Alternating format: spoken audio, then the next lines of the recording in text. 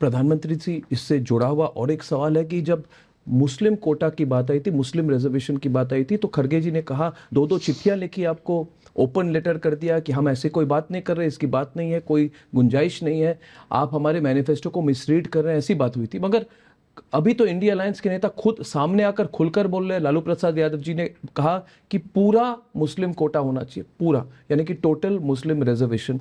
तो इस पर क्या क्या सवाल है कि क्या क्या ये पार्टियां दूसरे लोगों के बारे में, दूसरे समुदाय के, दूसरे वर्ग के बारे में, दूसरे धर्मों के लोगों के बारे में सोचते नहीं है, या फिर कोई एक्सट्रीम अपीजमेंट हो रही है? भारत को आगे बढ़ाना है तो जिस मंत्र को लेकर के मैं चलता हूं उसका महात्म्य बहुत है। सबका साथ, सबका विश्वास, सबका विकास जी। और 14 के बाद जब मैंने काम किया तो मैंने उसमें एक और जोड़ा, सबका विश्वास जी। और अब जब बहुत बड़े टारगेट को लेकर चल रहा हूं तो मैंने जोड़ा सबका प्रयास जी। तो सबका साथ, सबका विकास, सबका विश्वास, सबका प्रयास, एक सकारात्मक सोच के साथ। और जब हम सबका कहते हैं तो कोई डिस्क्रिमिनेशन नहीं होना चाहिए।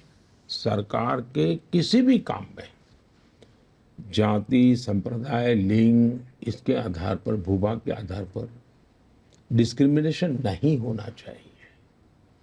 हमारे देश में तो ज्योग्राफिकली भी डिस्क्रिमिनेशन की आदत बन गई। कुछ इलाके तो भाई निकम्मे हैं, छोड़ो। मैंने उसी को हाथ लगाया, मैंने कहा नहीं, कोई निकम्मा नहीं है, ये मेरे एस्पिरेशनल डिस्ट्रिक्ट्स हैं। और मैंने अच्छे से अच्छे अफसरों को लगाया, अच्छे रिसोर्सेज लगाए, तो आज देश के करीब 100 डिस्ट्रिक्ट राज्यों के अन्य डिस्ट्रिक्ट की बराबरी में आने लग गए। तो उनका एक कॉन्फिडेंस बन गया है। कोई मैंने ऐसे ब्लॉक देखे थे जहाँ दवाई की दुकान नहीं थी। कोई ब्लॉक ऐसा हो सकता है जहाँ दवाई की दुकान ना हो? तो मैं इन छोटी छोटी चीजें करते करते करते करते उसी प्रकार से समाज का है। आप सिर्फ वोट की राजनीति के लिए करते रहोगे कि भाई मुझे मुसलमानों का आरक्षण देना है, मुसलमानों का आरक्षण देना है। अब डॉक्टर मनमोहन सिंह जी ने जिस मीटिंग में बोला था, मैं वहां मौजूद था। आप थे। खुद ने कहा कि पहला अधिकार माइनॉरिटी का है। जब मैंने ये कहा तो ये लोग झूठ बोलने लगे, तो मैंने एक दूसरी वीडियो ला करके रख दी जिसमें प्रेस कॉन्फ्रेंस में कह रहे हैं कि हमारे। अब देखिए, उन्होंने, उनका ट्रैक रिकॉर्ड बोलता है, मैनिफेस्टो और ट्रैक रिकॉर्ड को साथ मिला करके देखना पड़ेगा। बिल्कुल। तो उनका ट्रैक रिकॉर्ड, उनका मैनिफेस्टो और उनके पब्लिक स्पीचेज, इन तीनों को अगर हम मिला करके देखेंगे तो फिर चित्र स्पष्ट होता है। कर्नाटका में उन्होंने रातों रात मुसलमानों को ओबीसी बना करके ओबीसी को जो आरक्षण मिलता था उसमें डाका डाल दिया। उन्होंने आंध्र में भी ये कोशिश की थी, उन्होंने आरक्षण के लिए, सुप्रीम कोर्ट ने मना किया, मगर बात गई थी। दूसरा, भारत के संविधान सभा ने 75 साल हो रहे संविधान के, बहुत विस्तार से चर्चा की है इस विषय में। पंडित नेहरू समेत सब लोगों ने इसका घोर विरोध किया है कि हमारे देश में धर्म के आधार पर आरक्षण नहीं हो सकता है। और कांग्रेस ने कई वर्षों तक शासन चलाया, धर्म के आधार पर आरक्षण नहीं किया। लेकिन अब उनको राजनीतिक अस्तित्व के लिए, क्योंकि उनको लग रहा है कि सबसे ज्यादा एससी एमएलए किसके? बीजेपी के। सबसे ज्यादा एससी एमपी किसके? बीजेपी के। सबसे ज्यादा एसटी एमएलए एमपी किसके? बीजेपी के। सबसे ज्यादा ओबीसी एमपी एमएलए किसके? बीजेपी के।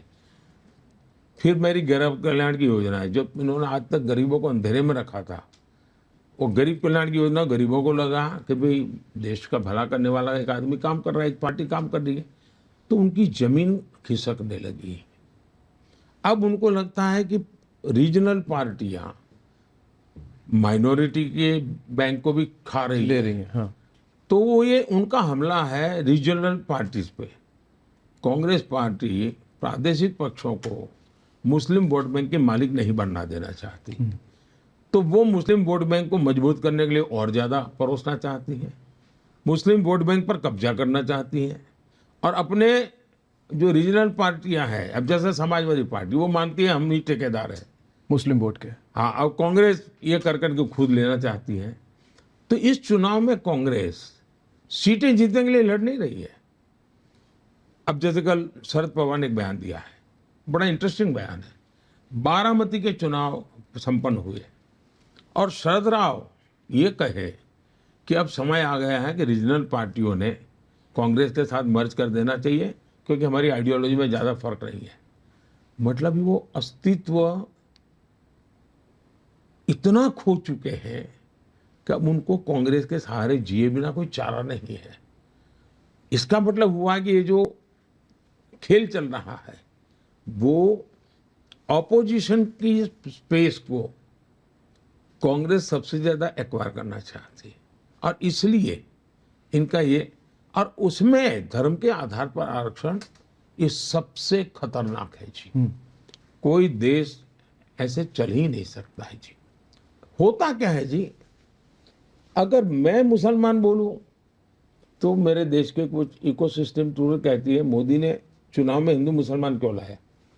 हिंदू मुसलमान मोदी नहीं लाया है, आपके एक्शन में हिंदू मुसलमान है तो मुझे देश के सामने आपको बेनकाब करना बहुत जरूरी है। It is my duty to educate the people, True. It is my duty to convey the people. उसको अगर कोई मुझ पर आरोप लगा कि मेरी भाषण कॉम्युनल है, मैंने न मुसलमान के खिलाफ कुछ बोला है न मैंने इस्लाम के खिलाफ बोला है, मैं सेकुलरिज्म के नाम पर देश के ताने बाने को तोड़ने का जो प्रयास हो रहा है, चाहे चमड़ी के रंग पर हो, उपासना पद्धति पर हो, भाषा पर हो, ये मैं समझता हूं कि नहीं चल सकता। और मैंने तो कल चुनौती दी है जी। तमिलनाडु के हमारे नेता बहुत उछल उछल करके तमिल की बात करते हैं, डीएमके के। उनमें अगर हिम्मत हो तो कल के कांग्रेस के इस बयान के बाद अफ्रीकन कह दिया है उनको, उन्होंने 1 मिनट भी कांग्रेस के साथ समझौता नहीं रखना चाहिए। डीएमके ने डीएमके कांग्रेस के साथ समझौता तोड़ देना चाहिए। करे खुल, अगर उनको तमिल स्वाभिमान की चिंता है तो इतना बड़ा अपमान किया है कांग्रेस ने, समझौता तोड़ दो। उनके एक प्रवक्ता ने कहा नहीं नहीं गलत समझा गया उनको। ये लिपापोती है, इतना बड़ा देश ऐसे गलती, और खुद कांग्रेस ने स्वीकार किया तभी तो उनसे इस्तीफा मांग लिया।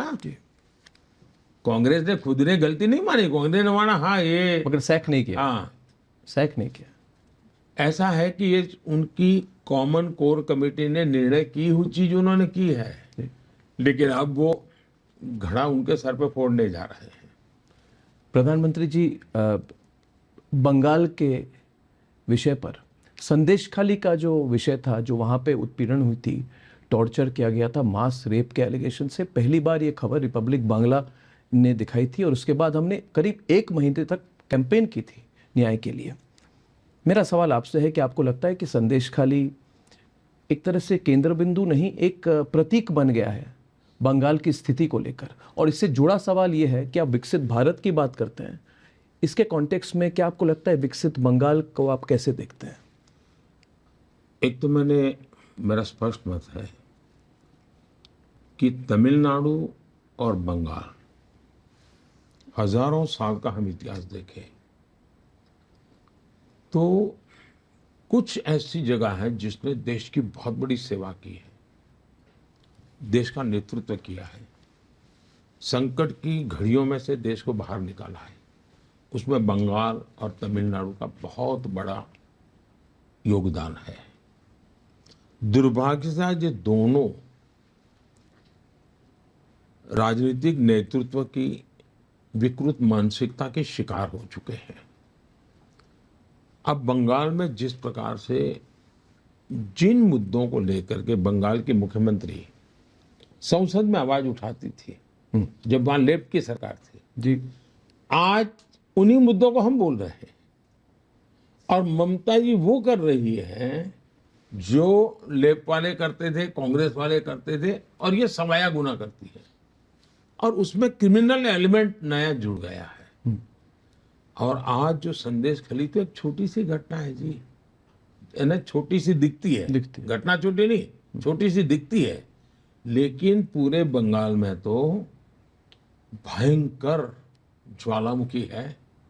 कब विस्फोट होगा कहने की कठिन मुश्किल है जी। हर जगह पे इस प्रकार का जुल्म है। और सिर्फ उन्होंने अपनी वोट बैंक की राह। दूसरा, वो कानून नियमों को पालन करने को तैयार नहीं है। टीचर्स भर्ती घोटाले में लोग पकड़ प्रूव हो जाता है, लोगों की नौकरी चली जाती है, इनको परवाह नहीं है। उनको तो लगता है राजनीति में हम देख लेंगे।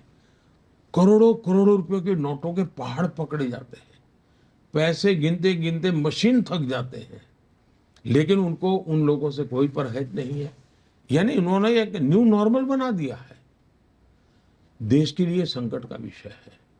घटनाएं किसी न किसी राज्य में कुछ न कुछ ऐसी चिंताजनक घटनाएं होती है, लेकिन उसको कोई सर्टिफाई नहीं। हर कोई दुखी होते हैं, रास्ता खोजते हैं कि यार ऐसा नहीं होना चाहिए हर एक को। यहाँ ऐसा नहीं है जी। जब साइकोलॉजिकली आप ये करोगे और 3 दशक लेफ्ट के और टीएमसी एक प्रकार से 50 साल बंगाल के बर्बाद हो चुके हैं जी।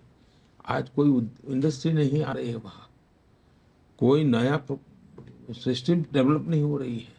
राजनीति